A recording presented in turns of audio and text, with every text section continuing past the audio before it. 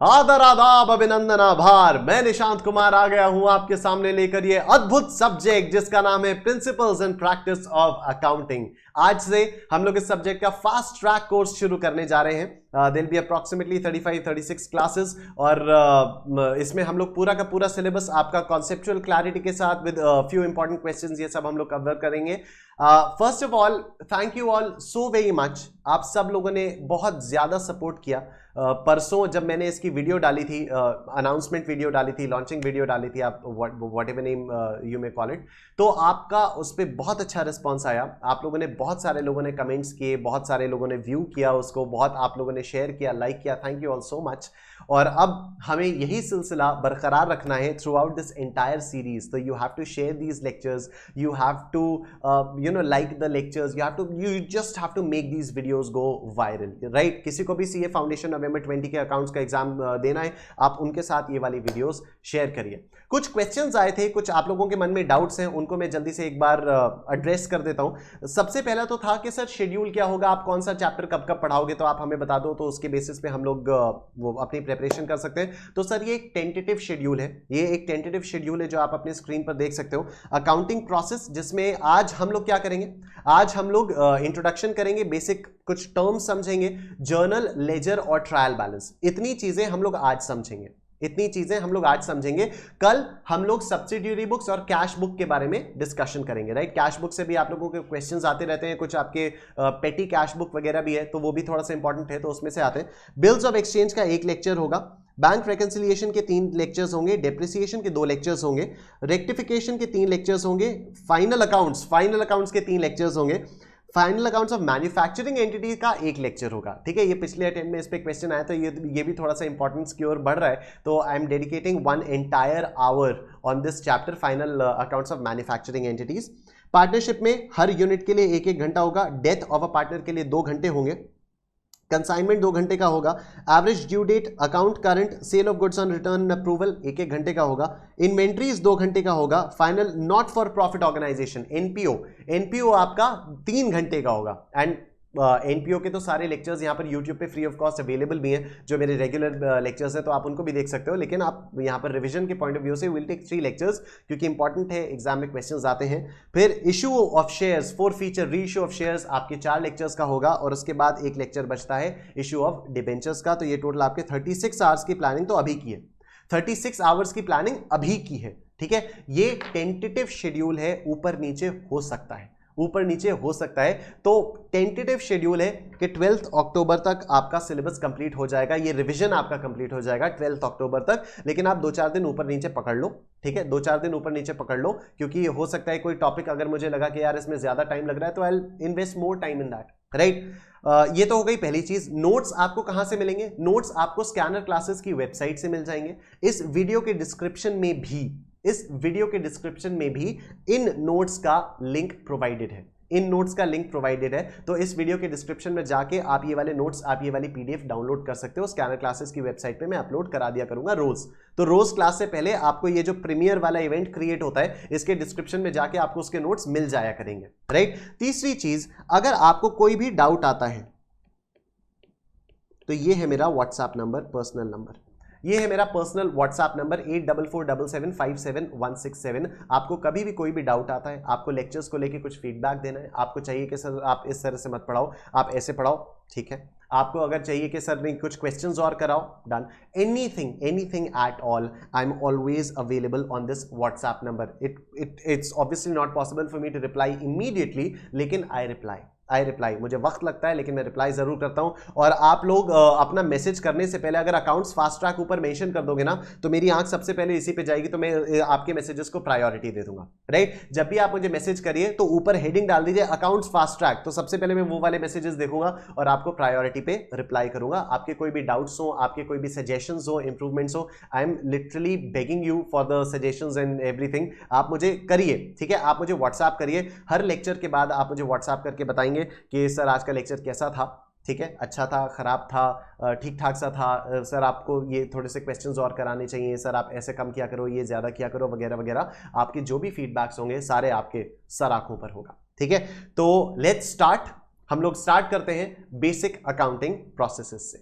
इस चैप्टर से रिलेटेड जितने भी लेक्चर्स हैं, जितने भी मेरे फुल फ्लेजेड लेक्चर्स हैं, ये जितना भी हम लोग बेसिक अकाउंटिंग प्रोसेसेस में करने वाले हैं, पूरा इनिशियल 16 लेक्चर्स हैं इसके मेरे पेन ड्राइव कोर्स में, और वो सारे के सारे यूट्यूब पर फ्री ऑफ कॉस्ट अवेलेबल है। ठीक है, मैं आप लोगों को यूट्यूब दिखाता हूं। अगर आप यूट्यूब पे स्कैनर क्लासेस वाले चैनल पर आते हो तो आप देख सकते हो सीए फाउंडेशन अकाउंट्स आप लोगों को दिखाई दे रहा है। तो इसमें सारे के सारे, इसमें पूरे 16 लेक्चर्स हैं आपके पास, इसमें पूरे 16 लेक्चर्स हैं। आप यहां पर प्लेलिस्ट पे आओ, प्लेलिस्ट में आकर आप यहां पर आओ सीए फाउंडेशन अकाउंट्स। जैसे ही आप यहां पर आते हो आप देख सकते हो सर आपके पास 16 लेक्चर्स हैं। तो जितना भी हम लोग कुछ आज पढ़ने वाले हैं, जितना भी हम लोग आज सब कुछ पढ़ने वाले हैं, वो सारा का सारा डिटेल में आपको इन 16 लेक्चर्स में मिल जाएगा। ये क्योंकि फास्ट ट्रैक है इसलिए हम लोग यहां पर जल्दी जल्दी अपना रिवीजन करेंगे। ठीक है, किसी ने ये भी पूछा था सर फास्ट ट्रैक का मतलब क्या है? तो सर फास्ट ट्रैक कुछ नहीं है, बस हम लोग जितने भी कॉन्सेप्ट्स हैं आपके, I leave no concept unexplained, I will discuss each and every concept with you, और कुछ इंपॉर्टेंट क्वेश्चंस भी मैं आप लोगों के साथ डिस्कस करूंगा हर कॉन्सेप्ट के। ठीक है सर, बाकी जो आज वाली क्लास है दैट्स जस्ट एन इंट्रोडक्शन के अकाउंट्स क्या होता है, कैसे होता है, what is journal, what is trial balance, what is ledger, what is subsidiary books, what is cash book, और उसके कुछ क्वेश्चंस। ऑलराइट सर, तो ये 16 लेक्चर्स आपके पास यहां पर हैं। आपको किसी भी टॉपिक में अगर दिक्कत आती है तो ये सारे के सारे लेक्चर्स फ्री ऑफ कॉस्ट हैं, आप इनको देख सकते हैं। आइए सर शुरू करते हैं इंट्रोडक्शन से। What is accounting? तो अकाउंटिंग जो है that deals with recording all the financial transactions of a business organisation that took place throughout the year and preparing a summary at the end of the year. आपके business organisation में साल भर में जितने भी transactions हुए, आपके business organisation में साल भर में जितने भी ट्रांजैक्शंस हुए, आप उन सब को क्रोनोलॉजिकल ऑर्डर में रिकॉर्ड करेंगे।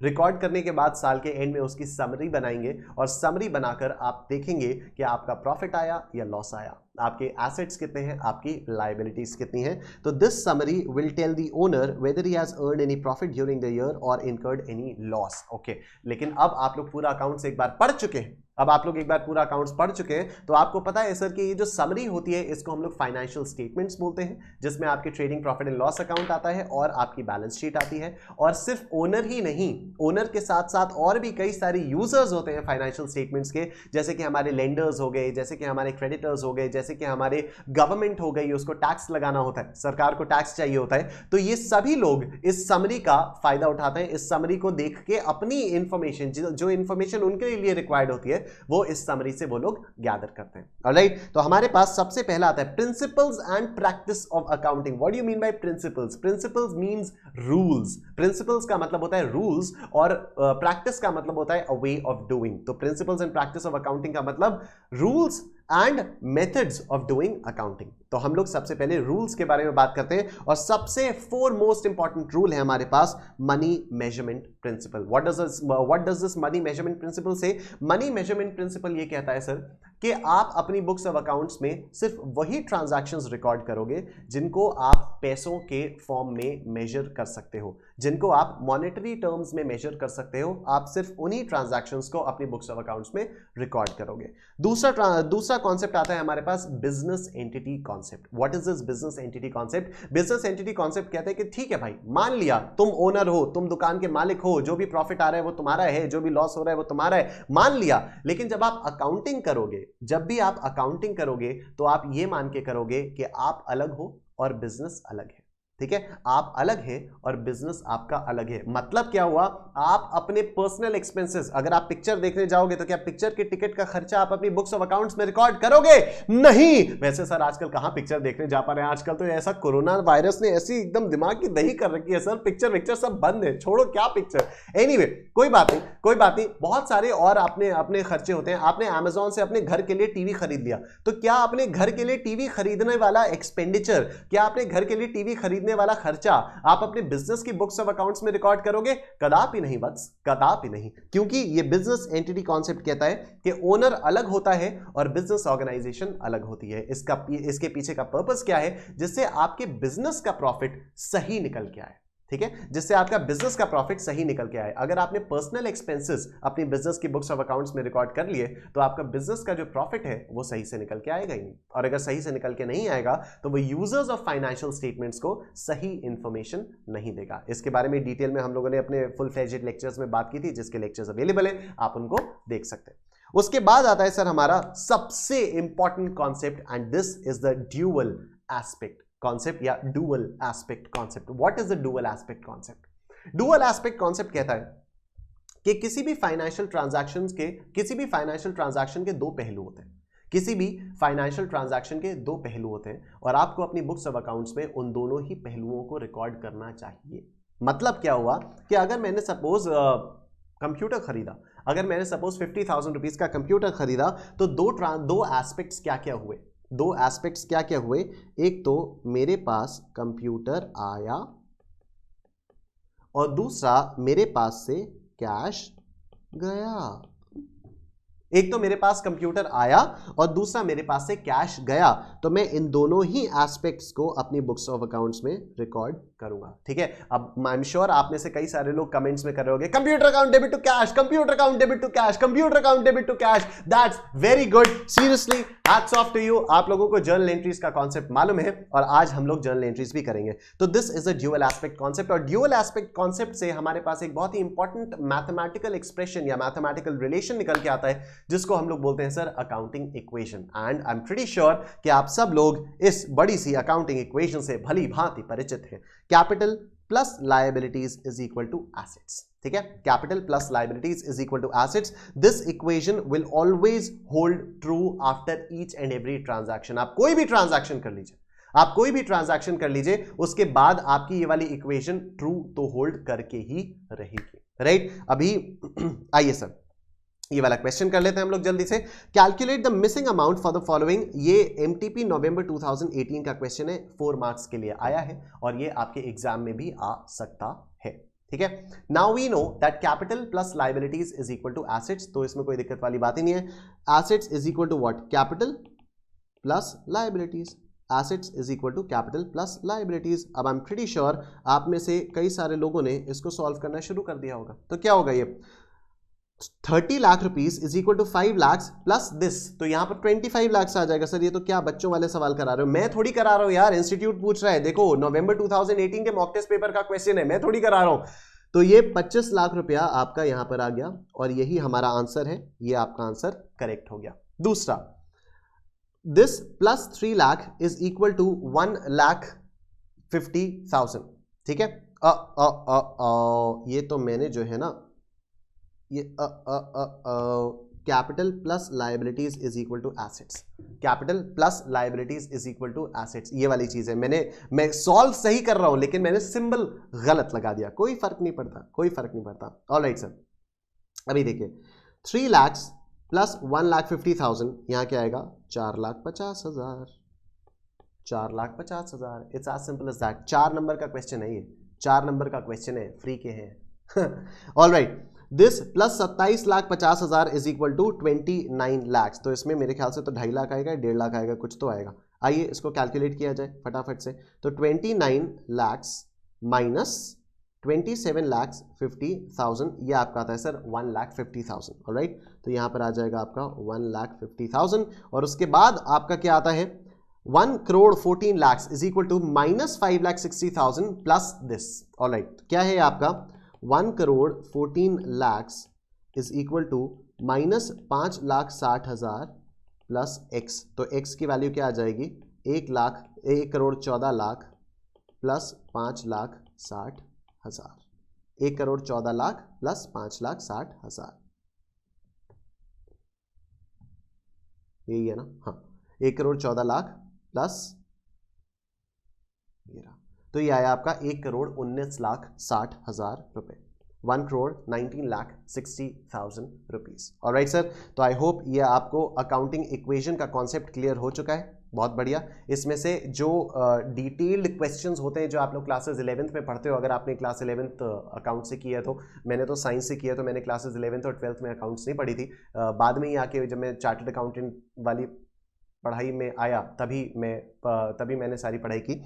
ऑलराइट सर, तो अभी हमारे पास अकाउंटिंग इक्वेशन जो आपके एग्जाम के लिए रेलेवेंट है वो बस इतना ही है, इससे अलावा और कुछ आपको करने की जरूरत नहीं है। Now let's come to the categories of accounts. तो ऑल ऑफ अस नो कि there are 6 basic categories of accounts. यहाँ पर दो तरह से अकाउंट्स पढ़ी जा सकती है, या तो आपके ट्रेडिशनल मेथड से या तो आपके मॉडर्न अप्रोच से। Right, I always prefer to study from modern approach. Modern approach best होती है। मॉडर्न अप्रोच में कोई कंफ्यूजन नहीं होता। जो ट्रेडिशनल अप्रोच होती है ना, पर्सनल, रियल, नॉमिनल वाली, उसमें क्या होता है debit the receiver, credit the giver, personal accounts के रूल्स होते हैं। रियल के क्या होते हैं debit what comes in, credit what goes out, और नॉमिनल के क्या होते हैं debit all expenses and losses, credit all incomes and gains. लेकिन इन वाले रूल्स की वजह से आगे चल के जैसे जैसे हमारे ट्रांजैक्शंस थोड़े थोड़े कॉम्प्लिकेटेड होते रहते हैं तो जर्नल एंट्रीज करने में थोड़ी थोड़ी प्रॉब्लम आती रहती है।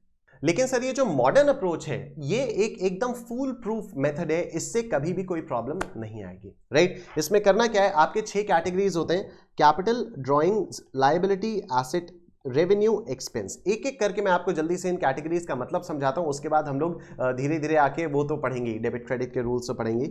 आई नो आप लोग बहुत एक्साइटेड हो उनके लिए। Now what is capital? जितना भी पैसा एक इंसान अपने बिजनेस में इन्वेस्ट करके रखता है उसको हम लोग बोलते हैं कैपिटल, ठीक है। जितना भी पैसा एक ओनर अपने बिजनेस में इन्वेस्ट करता है उसको हम लोग बोलते हैं कैपिटल। What is drawings? जितना भी पैसा एक ओनर अपने बिजनेस में से विथड्रॉ करता है अपने पर्सनल यूज के लिए उसको हम लोग बोलते हैं drawings. What is liability? Anything which a business organisation owes anyone else, owes to an outsider is a liability. मैंने उधार पे माल खरीदा, सपोज आपसे, आप में से किसी का भी एक नाम ले लेता हूं, I am sure Shubham is a person who must be watching this video right now. तो अगर मैंने शुभम से उधार पे माल खरीदा तो Shubham will be my creditor, ठीक है। Shubham will be my creditor और Shubham will be my liability. Shubham will be my liability, क्योंकि मुझे अगर मैंने सपोज 50,000 का माल शुभम से खरीद लिया तो मुझे शुभम को 50,000 रुपीज देने पड़ेंगे बाद में, तो I owe this amount to Shubham, right. तो Shubham is my liability. Now what is an asset? Anything which I own right now, जिससे चल के मुझे फ्यूचर में इकोनॉमिक बेनिफिट्स मिलने वाले हैं। एंड व्हेन आई से आई मीन द बिजनेस, ठीक है। कोई भी चीज अगर बिजनेस ऑर्गेनाइजेशन के पास है जिससे आगे चल के बिजनेस ऑर्गेनाइजेशन को फ्यूचर में इकोनॉमिक बेनिफिट्स मिलने वाले हैं तो वो चीज बिजनेस ऑर्गेनाइजेशन के लिए होती है सर एसेट्स, ठीक है। एक बहुत ही प्यारा सा एग्जांपल है स्टॉक, ठीक है। जो भी आपका स्टॉक है, आपने कुछ माल खरीदा हुआ है, आपको आगे चल के जब आप इसको बेचने जाओगे तो उससे आपको इकोनॉमिक बेनिफिट्स मिलेंगे। What do you mean bye economic benefits? पैसे वाले मॉनेटरी बेनिफिट्स, राइट। तो जो भी आपका स्टॉक होता है उसको आप जब बेचोगे आगे तो आपको इकोनॉमिक बेनिफिट्स मिलेंगे and hence your stock is your asset, right. What is revenue? Revenue मतलब जितना भी आप कमा रहे हो, रेवेन्यू मतलब जितना भी आप कमा रहे हो, ठीक है। मैं सपोज बुक्स बेचता हूं, मेरी एक किताबों की दुकान है और एक बुक बेच के मैंने सपोज 500 रुपीज की एक बुक बेची, मैंने सपोज 500 रुपीज की एक बुक बेची तो सर 500 रुपीज मेरा हो जाएगा रेवेन्यू, 500 रुपीज मेरा हो जाएगा रेवेन्यू। अब मैं देखूंगा ये बुक मैंने खरीदी कितने में थी, ये बुक मैंने सपोज 350 रुपीज में खरीदी थी, ये बुक मैंने 350 रुपीज में खरीदी थी, तो ये मेरा हो जाएगा एक्सपेंस। जो भी कॉस्ट मैंने इनकर की थी ये मेरा हो जाएगा एक्सपेंस, ठीक है। और रेवेन्यू और एक्सपेंस का अगर मैं डिफरेंस लेता हूं तो मेरे पास आ जाता है सर प्रॉफिट 150 रुपीज का। आई होप ये बात आपको एकदम क्लियर है।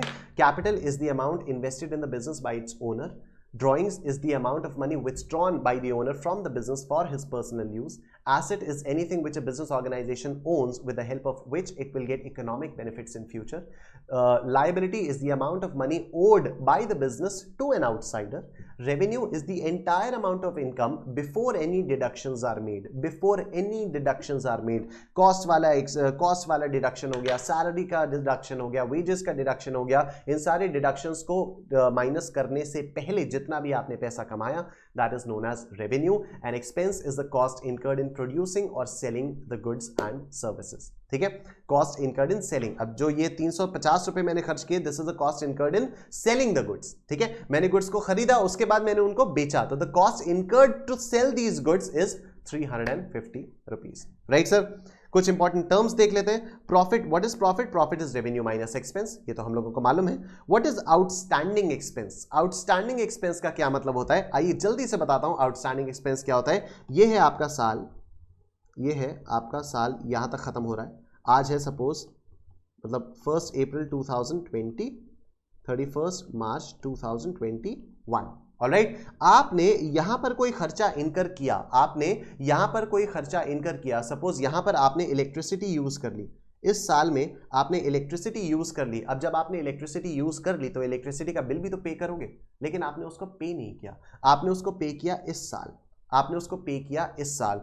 तो 31 मार्च 2021 को जब आप समरी बनाओगे क्या बात हुई थी सबसे पहले कि आप अपने सारे फाइनेंशियल ट्रांजैक्शंस को क्रोनोलॉजिकली यानी सीक्वेंशियली रिकॉर्ड करोगे और साल के एंड में उसकी समरी बनाओगे। तो जब आप 31 मार्च 2021 को इसकी समरी बनाओगे तो उस समरी में आप बताओगे कि यार ये जो 40,000 रुपए का बिजली का खर्चा है ना, ये खर्चा तो हो गया लेकिन अभी पे नहीं कर पाया हूं मैं, तो ये पेमेंट करना अभी बाकी है। तो this expense is known as the outstanding expense, right. तो आपने एक्सपेंस इनकर तो यहीं पर कर लिया, इनकर तो आपने इसी साल कर लिया, लेकिन इसका पेमेंट आपका अगले साल होगा, इसका पेमेंट अगले साल होगा। तो इस साल के एंड में this will be classified as an outstanding expense. तो आप देखिए expense which has been incurred but not yet paid, ठीक है। फिर बात आती है प्रीपेड एक्सपेंस की। अगले साल मुझे बहुत गुस्सा आया, अगले साल मुझे बहुत गुस्सा आया, मैंने कहा कि क्या यार ये मैं बिल कायदे से पे करके रखता नहीं हूं, उसके बाद बिजली डिपार्टमेंट वाला मेरे से बदतमीजी करने लगता है कि तुम्हारी बिजली काट लेंगे, ये कर लेंगे, वो कर लेंगे। मैं कह रहा हूं इस बार ना उसको 2 साल का बिजली का पेमेंट करके दे दो। है ऐसे कैसे? चलो 2 महीने का पेमेंट कर दो, 2 महीने का पेमेंट कर दो, ठीक है। तो अभी मेरे पास साल क्या चल रहा है, अब मैं आ गया 1 अप्रैल 2020, 31 मार्च 2021 और यहां पर है आपका 30 अप्रैल 21, यहां पर है आपका 30 अप्रैल 21। मैंने यहां पर आकर, यहां पर कहीं पर आकर अप्रैल का भी पैसा दे दिया, मैंने यहां पर आकर अप्रैल वाले महीने का भी बिजली का पैसा दे दिया, एडवांस में मैंने पे कर दिया। तो यहां पर जब 31 मार्च 2021 को मैं अपनी समरी बनाऊंगा तो मैं कहूंगा कि this is my prepaid expense. Suppose मैंने 10,000 रुपए एडवांस पे कर दिया, सपोज मैंने 10,000 रुपए अप्रैल महीने के लिए भी बिजली का बिल पे कर दिया, तो this is known as my prepaid expense. Pre मतलब पहले, पेड मतलब पैसा दे दिया, एक्सपेंस मतलब खर्चा, राइट।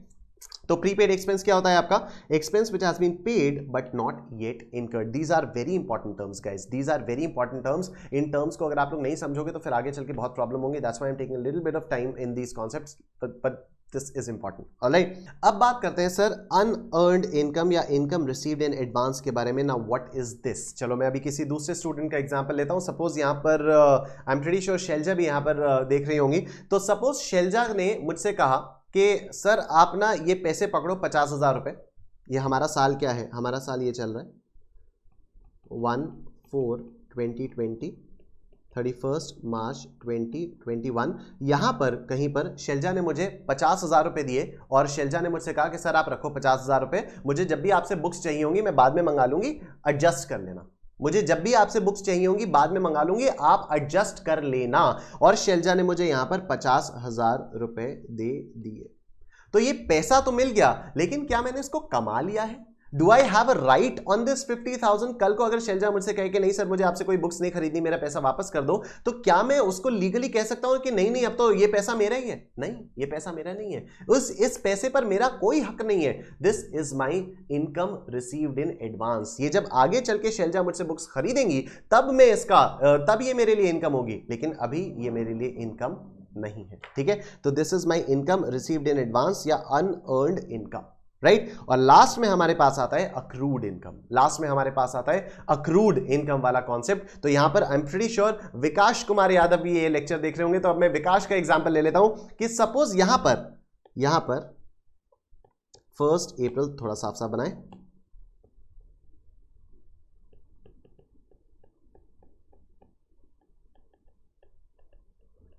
सपोज यहां पर विकास कुमार यादव ने मुझसे कहा कि सर आप मेरे को बुक्स भिजवा दीजिए, मैं आपको पैसा बाद में दे दूंगा, ठीक है, मैं आपको पैसा बाद में दे दूंगा। और विकास ने मुझे पैसा दिया यहां पर अप्रैल में। तो 31 मार्च 2021 को जब मैं समरी बनाऊंगा तो ये वाला पैसा जो मुझे विकास से मिलना है, ये पैसा क्या हो जाएगा? मेरा अक्रूड इनकम। ये इनकम मैंने अर्न तो कर ली है, लेकिन इसका पेमेंट मुझे अभी तक नहीं मिला है, इसका पेमेंट मुझे अभी तक नहीं मिला है। अब आइए सर बात करते हैं कि आपका जो आउटस्टैंडिंग एक्सपेंस है वो इनमें से कौन सी कैटेगरी में जाएगा? आपका आउटस्टैंडिंग एक्सपेंस इनमें से कौन सी कैटेगरी में जाएगा? खर्चा इनकर तो हो गया लेकिन पे नहीं किया, मतलब पे करना बाकी है। इलेक्ट्रिसिटी डिपार्टमेंट को पे करना बाकी है, मतलब the business organisation owes this money to electricity department, hence this is your liability. This is your liability. Prepaid expense, prepaid expense, prepaid expense, prepaid expense, मैंने इलेक्ट्रिसिटी का बिल एडवांस में pay कर दिया, अभी मुझे इससे बिजली मिलनी बाकी है, और अगर मुझे इससे अभी बिजली मिलनी बाकी है तो क्या मुझे बाद में पैसा देना पड़ेगा? नहीं देना पड़ेगा। तो ये मेरे लिए इकोनॉमिक बेनिफिट हो गया जो मुझे फ्यूचर में मिलने वाला है, तो ये हो जाएगा मेरा एसेट, ये हो जाएगा मेरा asset.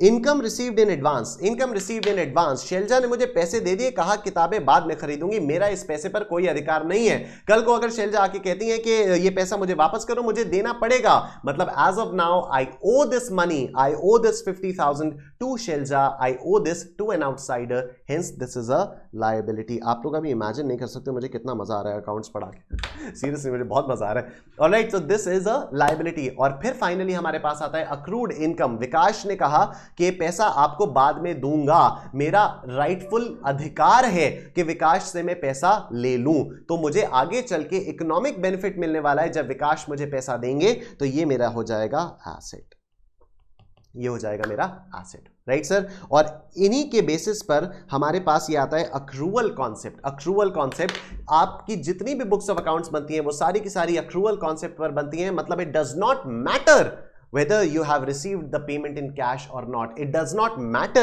whether you have made the payment in cash or not, you will still record that financial transaction in that year in which you incurred, in which you entered into that transaction, right? मैंने आपको बार बार हर example में बताया कि 31 मार्च 2021 को मैं इसको क्या record करूंगा, मैं इसको आउटस्टैंडिंग एक्सपेंस रिकॉर्ड करूंगा, इवन तो मैंने बिजली का बिल पे नहीं किया है, फिर भी मैं 31 मार्च 2020 की समरी में इसको दिखाऊंगा।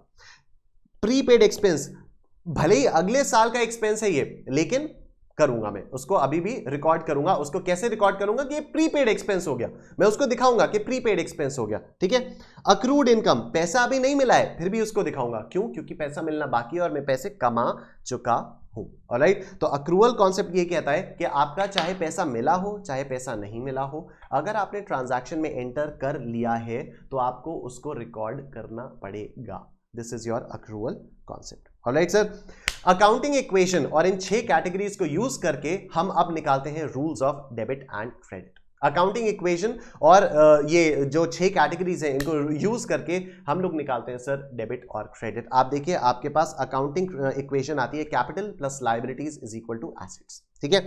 आपको मालूम है कि capital is an amount invested into the business organisation by the owner, capital is the amount invested into the business organization by the owner, and drawings is the amount which is withdrawn by the owner from the business organization for his personal use, right? मतलब जो drawings है वो capital का एकदम opposite है, मतलब net में अगर देखा जाए तो drawings को capital से minus किया जाएगा, ठीक है। तो this becomes capital minus drawings plus liabilities is equal to assets, ठीक है। और आपको यह भी पता है कि सर जो भी बिजनेस ऑर्गेनाइजेशन प्रॉफिट कमाती है, ये सब आप लोगों ने पढ़ा हुआ है कि जो भी बिजनेस ऑर्गेनाइजेशन प्रॉफिट कमाती है वो अल्टीमेटली ओनर को ट्रांसफर किया जाता है, और ओनर को बिजनेस ऑर्गेनाइजेशन में हम लोग कैपिटल से रिप्रेजेंट करते हैं, ठीक है। जो भी प्रॉफिट बिजनेस ऑर्गेनाइजेशन कमाती है वो अल्टीमेटली ओनर को ट्रांसफर किया जाता है, और ओनर को बिजनेस ऑर्गेनाइजेशन में हम लोग कैपिटल से रिप्रेजेंट करते हैं, मतलब जो भी आपका प्रॉफिट होता है वो कैपिटल में ऐड किया जाता है, जो भी आपका प्रॉफिट होता है वो कैपिटल में ऐड किया जाता है, राइट सर। तो ये आपका क्या हो जाता है, capital minus drawings plus profit plus liabilities is equal to assets, ये बन गया। और आपको साथ ही साथ ये भी मालूम है कि profit is your revenue minus expenses, आपको ये भी पता है कि profit is revenue minus expenses. तो अब एक बड़ी सी इक्वेशन बन गई, जो एक छोटी सी इक्वेशन होती थी तीन टर्म्स की, अब उसमें इतने सारे टर्म्स आ गए। कैपिटल माइनस ड्राइंग्स, प्रॉफिट की जगह plus revenue minus expenses plus liabilities आपका एज इट इज है इज इक्वल टू एसेट्स। अब हम लोग क्योंकि मैथ्स भी पढ़ते हैं तो मैथ्स करने से हमें बड़ी आसानी हो जाएगी कि हम जितने भी ये नेगेटिव वाले टर्म्स हैं इनको इधर ट्रांसफर कर दें, नेगेटिव वाले जो भी हमारे टर्म्स हैं उनको हम लोग इक्वेशन के राइट हैंड साइड में ट्रांसफर कर दें, तो our equation becomes capital plus liabilities plus revenue is equal to drawings plus assets plus expenses. Rules of debit and credit का बहुत ही सिंपल सा फंडा है सर कि इधर इस कैटेगरी में फॉल करने वाले किसी भी अकाउंट का बैलेंस अगर बढ़ेगा तो हम उसको क्रेडिट करेंगे, इस कैटेगरी में फॉल करने वाले अकाउंट का बैलेंस अगर बढ़ेगा तो हम उसको डेबिट करेंगे, इस कैटेगरी में फॉल करने वाले किसी भी अकाउंट का बैलेंस अगर कम होगा तो हम उसको डेबिट करेंगे, और इस कैटेगरी में फॉल करने वाले अकाउंट किसी भी अकाउंट का बैलेंस अगर कम होगा तो हम लोग उसको क्रेडिट करेंगे। This entire thing is written over here. सारी चीजें मैं आप लोगों को लिख के समझा के दे रहा हूं, ठीक है।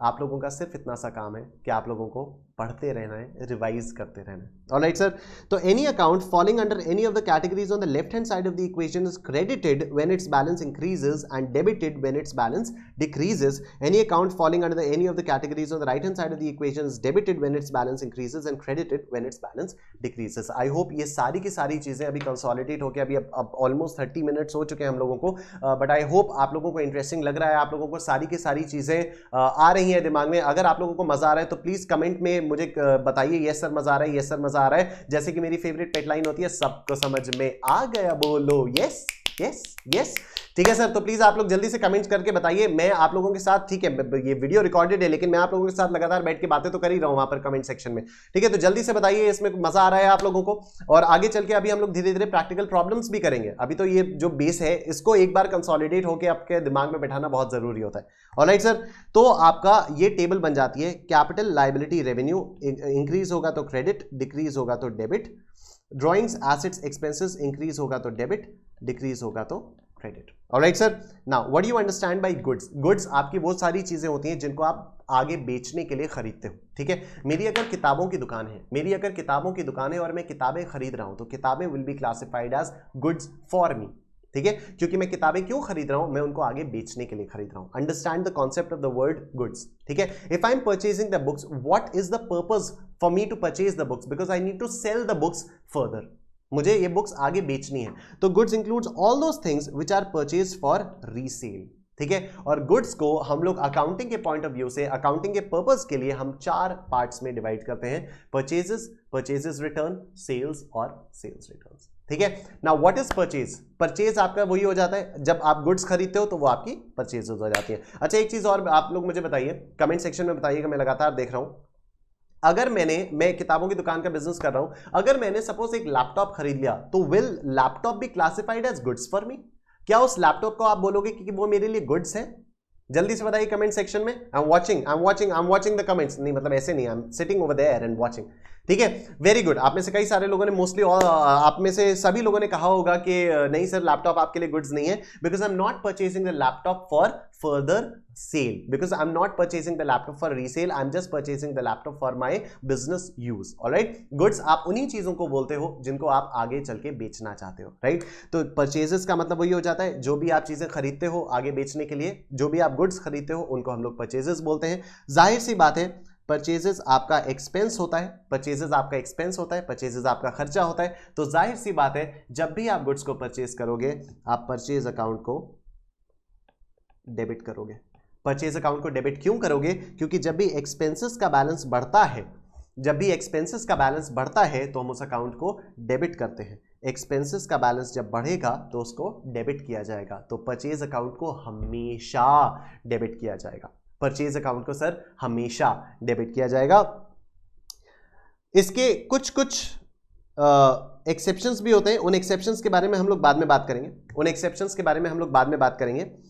चलिए एक थोड़ा सा इसी एग्जांपल को वो बता देता हूं। मैंने गुड्स खरीदे, मैंने 50,000 रुपए के सपोज गुड्स खरीदे, मैंने 50,000 के गुड्स खरीदे, तो परचेज अकाउंट तो हुआ, परचेज अकाउंट एक्सपेंस है, डेबिट होगा। और साथ ही साथ क्योंकि मैंने पैसा पे कर दिया तो कैश मेरा कम होगा, और कैश मेरा होता है sir asset. Cash is anything जिसकी वजह से फ्यूचर में इकोनॉमिक बेनिफिट्स आएंगे, तो कैश को यूज करके मेरे पास फ्यूचर में इकोनॉमिक बेनिफिट्स आते हैं, तो कैश इज माय एसेट, ठीक है। और कैश की वैल्यू हो रही है मेरी कम, एसेट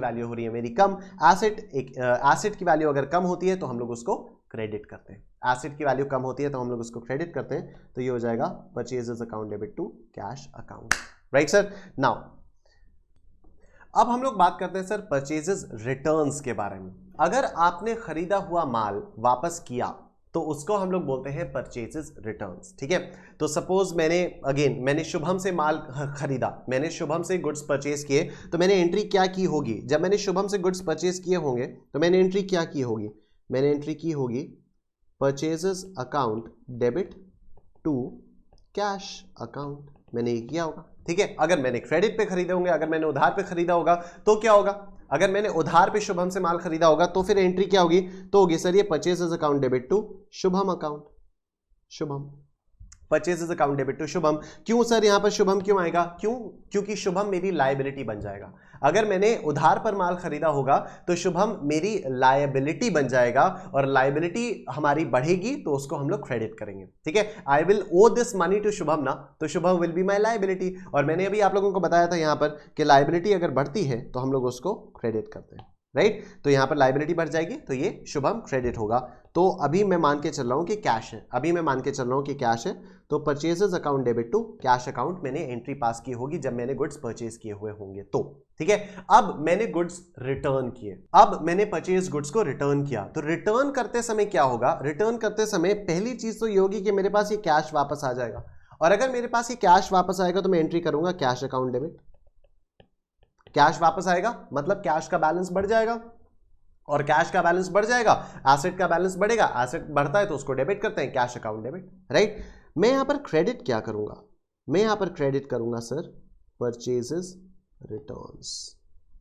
मैं यहां पर क्रेडिट करूंगा परचेजेस रिटर्न्स। यहां पर हम लोग परचेजेस को क्रेडिट नहीं करते हैं। ठीक है, परचेजेस को क्रेडिट सिर्फ 2 केसेस में किया जाता है, वो अभी हम लोग थोड़ी देर में पढ़ेंगे। अदरवाइज जो तरीका है वो ये है कि जब भी आप गुड्स को खरीदो तो आप परचेजेस को डेबिट करो, और जब भी आप गुड्स को रिटर्न करो तो आप परचेजेस रिटर्न को क्रेडिट करो। तो आप परचेजेस रिटर्न को क्रेडिट करो। तो सर परचेजेस रिटर्न हमारा क्या है? परचेजेस रिटर्न क्या हमारा कैपिटल है? क्या परचेजेस रिटर्न हमारा कैपिटल है? नहीं। क्या परचेजेस रिटर्न हमारी लायबिलिटी है? नहीं। क्या परचेज रिटर्न हमारा रेवेन्यू है? नहीं। तो सर परचेज रिटर्न क्या है? Why are we crediting purchase return? Sir purchase return expenses का रिडक्शन है। परचेज रिटर्न एक्सपेंसेस का रिडक्शन है। तो एक्सपेंस अगर रिड्यूस होता है तो आप उसको डेबिट करते हो। एक्सपेंस अगर रिड्यूस होता है तो आप उसको एक्सपेंस अगर रिड्यूस होता है तो आप उसको क्रेडिट करते हो। एक्सपेंस अगर बढ़ता है तो आप उसको डेबिट करते हो ना, तभी तो यहां पर डेबिट लिखा हुआ है। तो एक्सपेंस अगर रिड्यूस होता है तो आप उसको क्रेडिट करते हो। तो purchase return, since purchases return is a reduction of expense, इसलिए जब भी परचेजेस रिटर्न होते हैं तो परचेजेस रिटर्न अकाउंट का बैलेंस बढ़ता है तो हम लोग इसको क्रेडिट करते हैं। ऑलराइट, अगर आप लोगों में से इसमें किसी को भी कंफ्यूजन है या कुछ भी दिक्कत आ रही है तो आई वुड रिक्वेस्ट यू कि आप लोग प्लीज इन 16 लेक्चर्स को गो थ्रू करिए। ठीक है, प्लीज आप लोग इन 16 लेक्चर्स को अरे यार चलो मत, तुम क्या कर रहे हो? हाँ, प्लीज आप लोग उन 16 लेक्चर्स को गो थ्रू करिए तो आपको और क्लैरिटी आएगी, क्योंकि अगर ये डेबिट क्रेडिट के फंडे क्लियर है ना तब काम बहुत आसान है। ठीक है, तो अगर इसमें दिक्कत आ रही है किसी को भी तो आप प्लीज एक बार वो पुराने वाले लेक्चर्स रेफर कर लीजिए, सारे के सारे फ्री में यूट्यूब पे अवेलेबल है। ऑलराइट, नेक्स्ट टर्म हमारे पास आता है सर सेल्स का। अच्छा हाँ, पहले तो ये तो बता दूं कि परचेजेस कब कब क्रेडिट कर सकते हैं। जो मैंने आपको बताया था कि 2 एक्सेप्शनल केसेस हैं जिनमें हम लोग परचेज को क्रेडिट करते हैं, अदरवाइज हम लोग परचेज को कभी क्रेडिट करते ही नहीं है। तो परचेज आपका सिर्फ तब क्रेडिट होगा, परचेज आपका सिर्फ तब क्रेडिट होगा अगर ओनर ने गुड्स को विथड्रॉ किया तो आइए एक बार जरा ड्राइंग्स के बारे में बात करते हैं। जब भी ओनर कुछ भी बिजनेस ऑर्गेनाइजेशन से विथड्रॉ करता है तो हम लोग उसको बोलते हैं ड्राइंग्स। ठीक है, ये बात पता है। whenever the owner withdraws anything from the business organization for his personal use, so इसको हम लोग बोलते हैं ड्राइंग्स। ऑलराइट, तो अभी मैं 2 केसेस बता रहा हूं। Case 1, owner withdraws 50,000 from business। Owner withdraws 50,000 from business, तो ये ड्राइंग्स हो गई।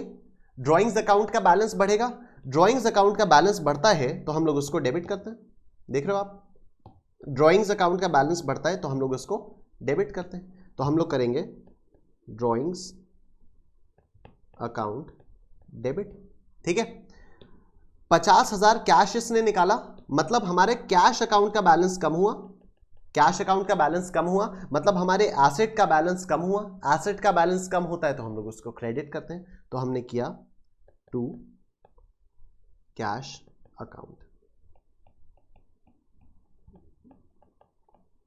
ठीक, हमने किया टू कैश अकाउंट। ऑलराइट, अब दूसरा case, owner withdraws goods worth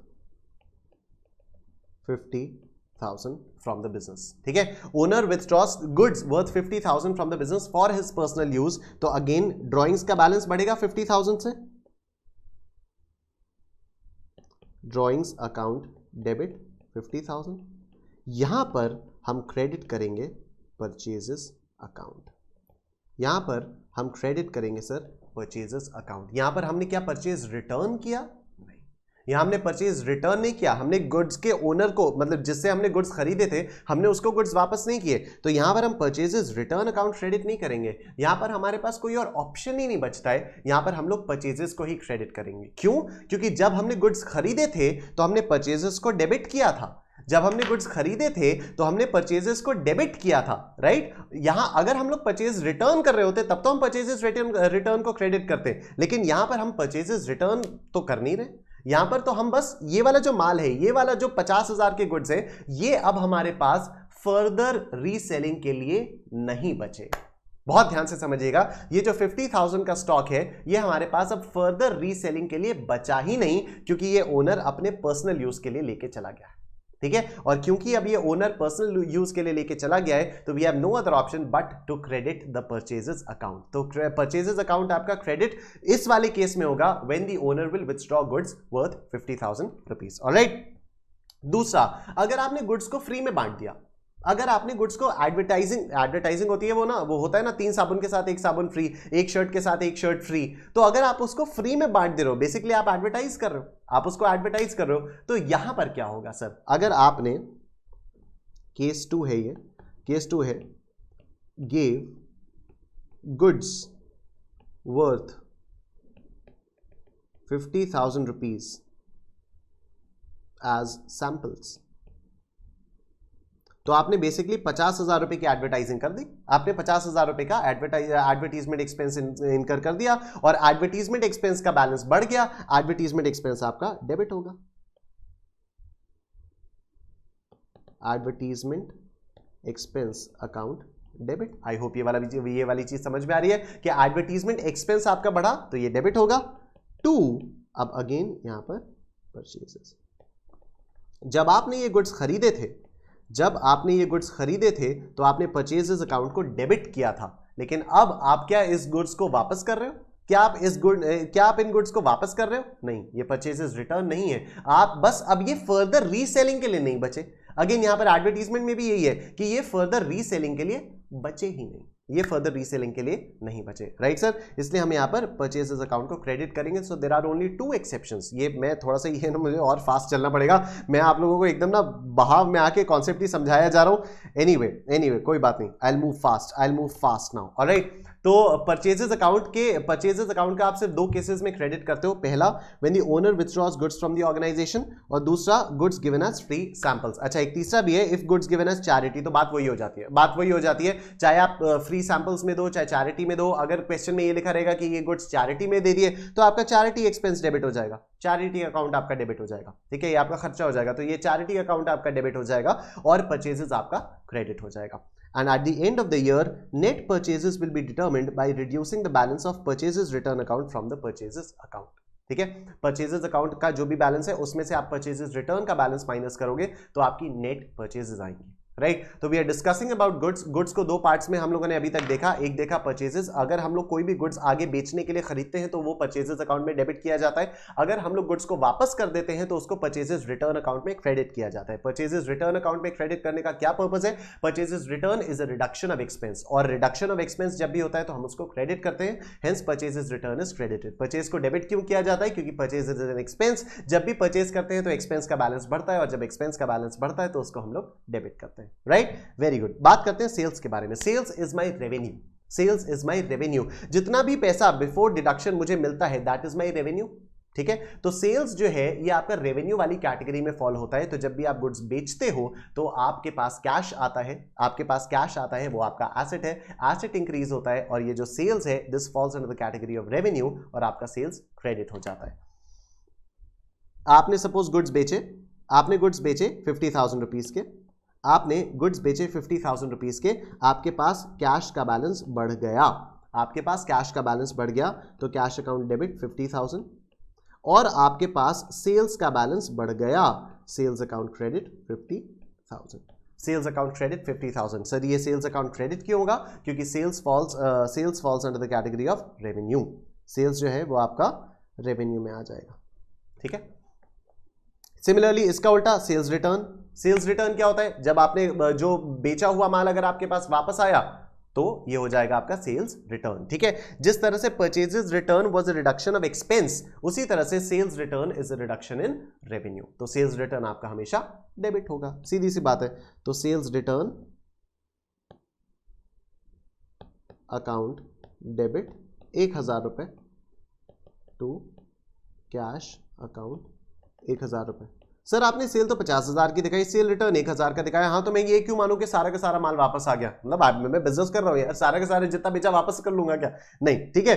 तो sales return account debit 1000 to cash 1000। अब आई होप आप लोगों को गुड्स का कॉन्सेप्ट समझ में आ चुका है। गुड्स को 4 पार्ट्स में डिवाइड किया गया है, परचेजेस, परचेजेस रिटर्न, सेल्स और सेल्स रिटर्न। परचेजेस जितना भी पैसा आप खर्च करते हो in order to purchase the goods which are meant to be sold further, वो आपका परचेजेस होता है। Purchases is an expense. तो जब भी आप गुड्स को खरीदते हो तो आप परचेजेस अकाउंट को डेबिट करते हो। परचेजेस रिटर्न्स, खरीदा हुआ माल जब आप वापस करते हो, तो ये रिडक्शन इन एक्सपेंस होता है। तो purchase return is a reduction in expense, और जब भी एक्सपेंस रिड्यूस होता है तो उसको क्रेडिट किया जाता है, तो purchases return is credited. Sales मतलब माल बेचते हो, जब आप माल बेचने से आपको जो भी पैसा मिलता है तो वो आपका रेवेन्यू हो जाता है, और जब भी आपका रेवेन्यू बढ़ता है तो उसको हम क्रेडिट करते हैं, तो sales account is credited. Sales return is a reduction in revenue. जब भी आपका बेचा हुआ माल आपके पास वापस आता है तो वो आपके रेवेन्यू को कम करता है, और रेवेन्यू में जब भी रिडक्शन होता है तो उसको हम लोग डेबिट करते हैं। ठीक है सर। अगेन ऑलराइट, रिटर्न का बैलेंस सेल्स अकाउंट वाले बैलेंस में से माइनस करके नेट सेल्स साल के एंड में निकाला जाता है।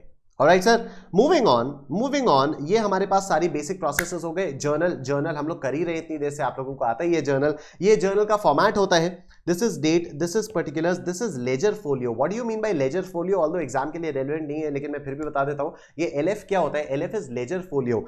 आपको पता है जर्नल एंट्रीज आप जितनी भी करते हो, बाद में जाके आपको लेजर वाली किताब में उनको लेजर अकाउंट्स में पोस्ट करनी होती है। ठीक है, टी शेप्ड अकाउंट्स बनाते हो, वहां पर आप पोस्ट करते हो। तो जो लेजर की मोटी सी किताब होती है, ये पुराने जमाने में होता था, ठीक है, अब तो सब ऑनलाइन होता है। तो पुराने जमाने में जो भी लेजर वाली किताब होती थी, उसके कौन से पेज पे लैपटॉप अकाउंट है, वो पेज नंबर यहां पर मेंशन होता था। ठीक है, लेजर वाली बुक में कौन से पेज पर कैश का लेजर अकाउंट है, वो पेज नंबर यहां पर मेंशन होता था। तो ये है कॉन्सेप्ट लेजर फोलियो का, ऑल्दो एग्जाम के लिए रेलेवेंट बिल्कुल नहीं। ठीक है, तो जर्नल में सर मेरे पास कुछ समझाने का है नहीं, आप अकाउंट्स के डेबिट और क्रेडिट के रूल्स लगा के आप जर्नल एंट्रीज पास करते हो। ठीक है, alright, now let's talk about meaning of discount. तो हमारे पास दो तरह के डिस्काउंट्स होते हैं, एक होता है हमारे पास ट्रेड डिस्काउंट और दूसरा होता है हमारे पास cash discount. Now what is trade discount? Trade discount sir जो भी बिजनेस ऑर्गेनाइजेशन है वो अपने सभी कस्टमर्स को देती है, दैट इज फ्लैट डिस्काउंट। ठीक है, जब भी सेल वाला सीजन होता है तो आप देखते हो ये जितने भी बड़े बड़े मल्टीप्लेक्सेस होते हैं, या मल्टीप्लेक्सेस गलत हो गया, ये जितने भी मॉल्स वगैरह होते हैं उनमें, ये बिग बाजार हो गया या लाइफस्टाइल हो गया, ये जितने भी इस टाइप के ब्रांड्स होते हैं, ये सारे के सारे फ्लैट कुछ % ऑफ देते हैं। ये सारे के सारे फ्लैट कुछ % आपको ऑफ देते हैं, राइट सर। तो ये आपका हो जाता है ट्रेड डिस्काउंट। ये होता है आपका ट्रेड डिस्काउंट, सभी कस्टमर्स को यूनिफॉर्म रेट पर डिस्काउंट दिया हुआ है, इसको हम लोग बोलते हैं trade discount. Trade discount is never ever recorded in the books of the accounts. याद रखिएगा, अर्नब गोस्वामी की एक्टिंग करके बताया मैंने, ट्रेड डिस्काउंट नेवर एवर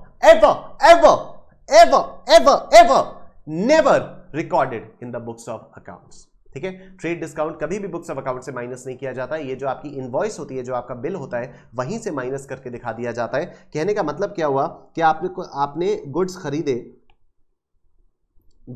खरीदे सपोज 60,000 के, और आपको 10% का ट्रेड डिस्काउंट मिला। आपको 10% का ट्रेड डिस्काउंट मिला, मतलब आपको 6,000 का डिस्काउंट मिल गया, मतलब आपके गुड्स पड़े 54,000 के। तो अब आप परचेज करोगे सर, एंट्री पास करोगे, purchases account debit to cash 54,000। आप ये वाली एंट्री पास करोगे, purchases account debit to cash 54,000, मतलब आप इस 6,000 को अपनी बुक्स ऑफ अकाउंट्स में रिकॉर्ड नहीं करोगे। ठीक है, दूसरा होता है कैश डिस्काउंट। कैश डिस्काउंट कब अलाउ किया जाता है? फॉर अर्ली रिकवरी या प्रॉम्प्ट पेमेंट के लिए। ठीक है, मैं अपने सभी कस्टमर्स को फ्लैट 10% डिस्काउंट देता हूं। ये मेरा क्या हुआ? ये मेरा हुआ ट्रेड डिस्काउंट। और मैं सबको 1 महीने का क्रेडिट पीरियड देता हूं कि ठीक है, आप माल ले जाओ, पैसा 1 महीने बाद दे देना। आप माल ले जाओ, पैसा 1 महीने बाद दे देना। लेकिन मैंने एक पॉलिसी और निकाल रखी है कि अगर 1 महीने की जगह 15 दिन के अंदर अंदर आपने पैसा दे दिया, अगर 1 महीने की जगह 15 दिन के अंदर अंदर आपने पैसा दे दिया तो मैं आपको एडिशनल 5% डिस्काउंट दूंगा, that is known as cash discount, that is known as cash discount. ठीक है, तो अगर मैंने ऐसी कोई पॉलिसी निकाल रखी है कि आपने अगर 15 दिन के अंदर अंदर मुझे पैसा दे दिया तो I will give you additional 5% discount, तो that is known as cash discount. आइए जल्दी से एक एग्जांपल लेके आपको बता देता हूं। मैंने गुड्स सेल किए 60,000 के, ट्रेड डिस्काउंट है सर 10% और कैश डिस्काउंट है 5%। ठीक है, सपोज किसी कस्टमर ने मुझे दे दिया पैसा। अच्छा, मैंने गुड्स सेल किया तो क्या एंट्री हुई? जब मैंने गुड्स सेल किया, मैं डेटर्स लिख दे रहा हूं। डेटर मेरा एसेट होगा, एसेट का बैलेंस बढ़ेगा, एसेट का बैलेंस बढ़ेगा तो वो डेबिट होगा। Debtors account debit 54,000 to sales 54,000। ठीक है, debtors account debit to sales 54,000, right. अब मुझे कैश मिला, जब मुझे कैश मिला तो मुझे ये 5% का डिस्काउंट देना पड़ गया, मुझे ये 5% का डिस्काउंट देना पड़ गया। ठीक है, आई होप ये आपको 54 वाला समझ में आ रहा है। 60,000 माइनस 10% इज 54,000। ठीक है, ये वाली एंट्री मैंने पास की। जब वो कस्टमर ने मुझे कैश दिया तो वो 15 दिन के पहले ही आके उसने मुझे कैश दे दिया, तो अब मुझे उसे 5% का और डिस्काउंट देना पड़ा। तो 54,000 का 5% कितना होगा सर? 2,700। तो मुझे 2,700 का उसको और डिस्काउंट देना पड़ा। मेरे पास कैश कितना आया? कैश बैलेंस मेरा कितने से बढ़ा? 54,000 माइनस 55,400 का आधा 2,700। मेरे पास अब कैश आया सिर्फ 51,300 सिर्फ 51,300। और ये जो 5% 2,700 का मैंने डिस्काउंट दिया, अब आप मुझे बताइए कि ये मेरा इन 6 में से कौन सी कैटेगरी में फॉल करेगा? क्या ये मेरा कैपिटल होगा? क्या ये मेरा लाइबिलिटी होगी? क्या ये मेरा रेवेन्यू होगा? क्या ये मेरा एक्सपेंस हो गया? क्या ये मेरा एसेट होगा? क्या होगा ये? तो सर ये होगा मेरा एक्सपेंस, ये हो जाएगा मेरा एक्सपेंस। तो यहां पर मैं लिखूंगा डिस्काउंट अलाउड डेबिट 2,700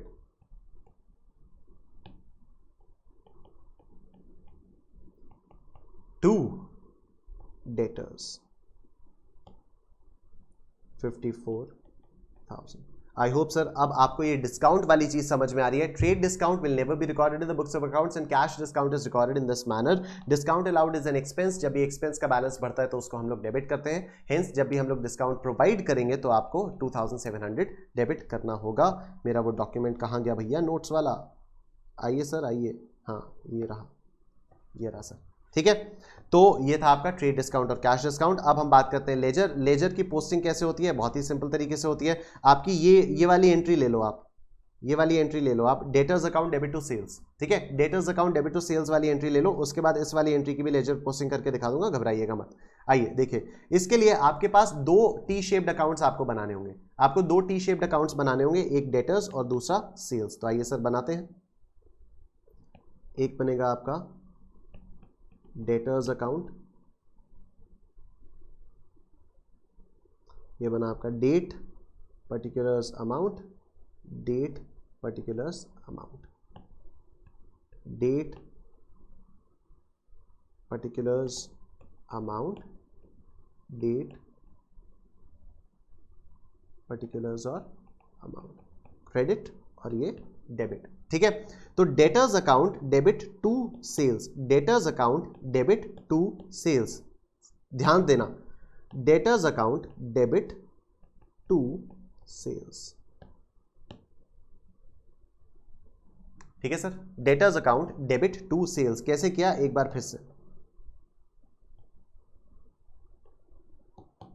फिर से देखिए, ये debit, debtors account debit to sales. ठीक है, रिदम है, रिदम है, रिदम है, रिदम है। अच्छा ठीक है, debtors account debit to sales, debtors account debit to sales, rhythm है, बिल्कुल पूरी रिदम है। ठीक है, जर्नल एंट्री के साथ लेजर में पोस्टिंग एकदम रिदम है। Debtors account debit to sales, debtors account debit to sales. आइए सेल्स अकाउंट में पोस्टिंग कैसे होगी?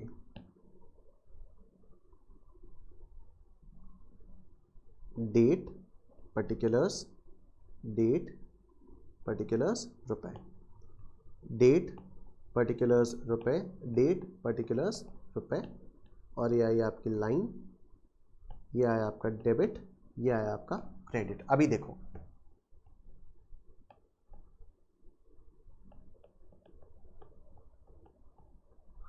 Sales account has been credited by debtors account with 50,000 rupees. फिर से, sales account has been credited by debtors account with 50,000 rupees. तो this is how ledger posting is done. मैंने आपसे कहा था कि मैं वो कॉम्प्लिकेटेड वाला कैश डिस्काउंट वाले की भी लेजर पोस्टिंग बता देता हूं, जैसे कंपाउंड जर्नल एंट्री की पोस्टिंग कैसे करते हैं ये भी क्लियर हो जाएगा। तो कहां गया कहां गया कहां गया कहां गया कहां गया कहां गया कहां गया कहां गया, ये रहा कैश डिस्काउंट टू डेटर्स। इसमें एक काम करूं ना, मैं कॉपी कर लेता हूं।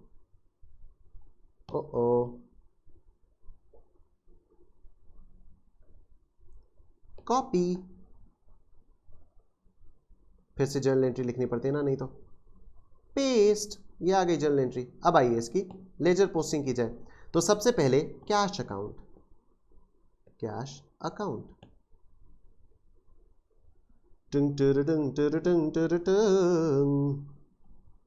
बहुत मजा आता है अकाउंट्स पढ़ाने में। Cash account debit, discount allowed debit to debtors, okay, to debtors. यहां पर कितना अमाउंट आएगा, यहां पर कितना अमाउंट आएगा? सर बहुत सिंपल है, कैश अकाउंट डेबिट कितने से हुआ है? 51,300 से हुआ है। कैश अकाउंट डेबिट कितने से हुआ है? 51,300 से हुआ है, तो यहां पर 51,300 आ जाएगा। सर ये इतना सिंपल था? हाँ ये इतना सिंपल था। Discount allowed account, date particulars रुपए, डेट पर्टिकुलर्स और रुपए।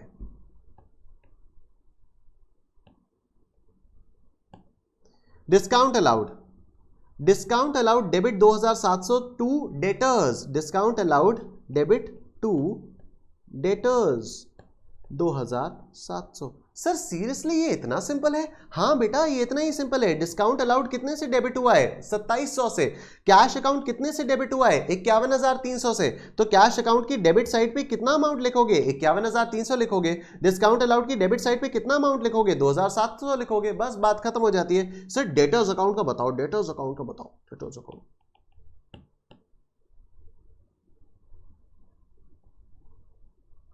डेट पर्टिकुलर्स रुपए, डेट पर्टिकुलर्स रुपए, by cash, bye discount 51,300, 2,700। Sir ये कुछ कम समझ में आया, कोई बात नहीं। डेटर्स अकाउंट आपका टोटल 54,000 से क्रेडिट हुआ है। डेटर्स अकाउंट आपका टोटल 54,000 से क्रेडिट हुआ है। यहां पर मैंने 54,000 से क्रेडिट कर दिया। कैश से कितना क्रेडिट हुआ है? 51,300, 51,300 कैश से। डिस्काउंट अलाउड से कितना? 2,700, डिस्काउंट अलाउड से 2,700। ठीक है, आपके पास एक बच्चों वाला तरीका भी होता है। बच्चों वाला तरीका ये होता है कि आप इस एंट्री को स्प्लिट कर लो, आप इस एंट्री को स्प्लिट कर लो। ये कंपाउंड जर्नल एंट्री है ना, इसको आप दो पार्ट्स में स्प्लिट कर सकते हो। दो पार्ट्स में स्प्लिट कैसे करोगे? एक पार्ट ये हो जाएगा cash account debit to debtors account 51,300 और discount allowed account debit to debtors 2,700। ठीक है सर, ये हो जाएगा आपके पास।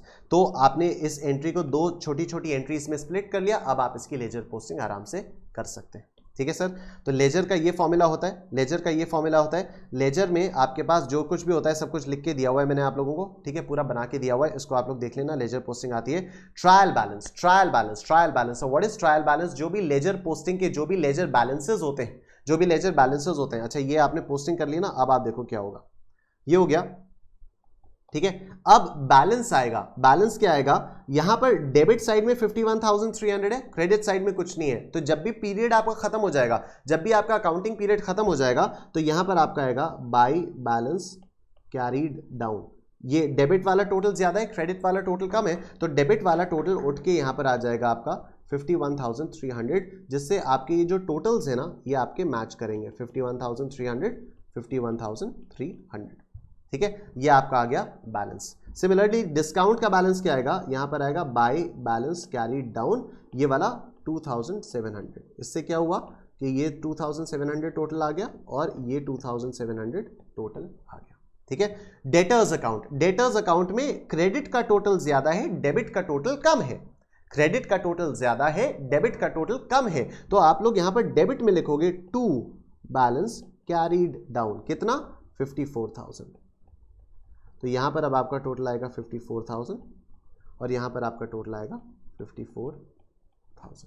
ठीक है, आपके 54,000 आ गया टोटल, राइट। अब बात आती है ट्रायल बैलेंस की। ट्रायल बैलेंस में हम लोग क्या करते हैं कि हम लोग 1 2 3 4 5 सारे लिस्ट ऑफ अकाउंट्स लिखते हैं यहां पर। जैसे मैं यहां पर लिखूंगा डेटर्स, मैं यहां पर लिखूंगा डिस्काउंट, मैं यहां पर लिखूंगा कैश। ठीक है, और फिर देखता हूं अगर जिसका डेबिट बैलेंस होगा उसको मैं यहां लिखूंगा, जिसका क्रेडिट बैलेंस होगा उसको मैं यहां लिखूंगा। सर यही तो कंफ्यूजन होता है कि डेबिट बैलेंस किसको बोलते हैं, क्रेडिट बैलेंस किसको बोलते हैं। भाई है ना, भाई बताएगा, सब कुछ बताएगा। ठीक है, इधर देखो, ये वाला जो बैलेंस आपने क्रेडिट साइड में लिखा है, ये बैलेंस एक्चुअली आया कहां से है, ये बैलेंस एक्चुअली डेबिट साइड से आया है।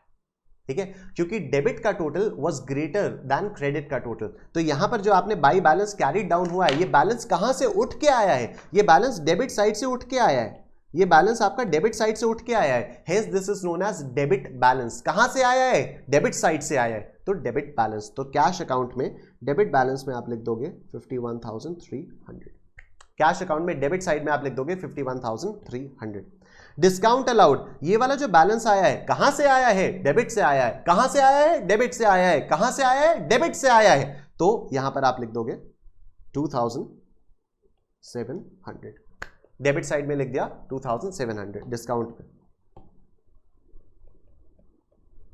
डेटर्स में आओ, ये वाला बैलेंस 54,000 कहां से आया है, क्रेडिट से आया है। कहां से आया है, क्रेडिट से आया है। ये साइड डेबिट है, ये साइड आपकी क्रेडिट है, तो ये बैलेंस आपका कहां से आया है, क्रेडिट से उठ के आया है। क्रेडिट से उठ के आया है तो this is credit balance, this is credit balance, और क्रेडिट बैलेंस आपका यहां पर आ जाएगा 54,000। अब आप बोलो कि सर डेटर्स का क्रेडिट बैलेंस कैसे हो सकता है, डेटर्स का क्रेडिट बैलेंस तो हो ही नहीं सकता। यस सर, ये डेटर्स का क्रेडिट बैलेंस नहीं होगा। एक्चुअली ये वाला जो डेटर अकाउंट है ना, इसमें एक एंट्री जो हम लोगों ने यहां पर की थी, ये देखिए, debtors account debit to sales 54,000, debtors account debit to sales 54,000। जब हमने डेटर्स को गुड्स बेचे थे तब की भी तो एंट्री की पोस्टिंग हमें करनी होगी ना। जब हमने डेटर्स को गुड्स बेचे थे वो वाली एंट्री हमने यहां पर की टू सेल्स, उसके बाद ये दोनों एंट्रीज हमने की बाय डिस्काउंट 2,700 और बाय कैश 51,300। यही है ना, हाँ। तो अभी, हाँ अभी ये आपका 54,000 और ये आपका 54,000 आया, मतलब डेटर्स का कोई बैलेंस ही नहीं है, डेटर्स का कोई बैलेंस ही नहीं है। और अगर डेटर्स का कोई बैलेंस नहीं है तो यहाँ पर डेटर्स में कुछ नहीं लिखा जाएगा।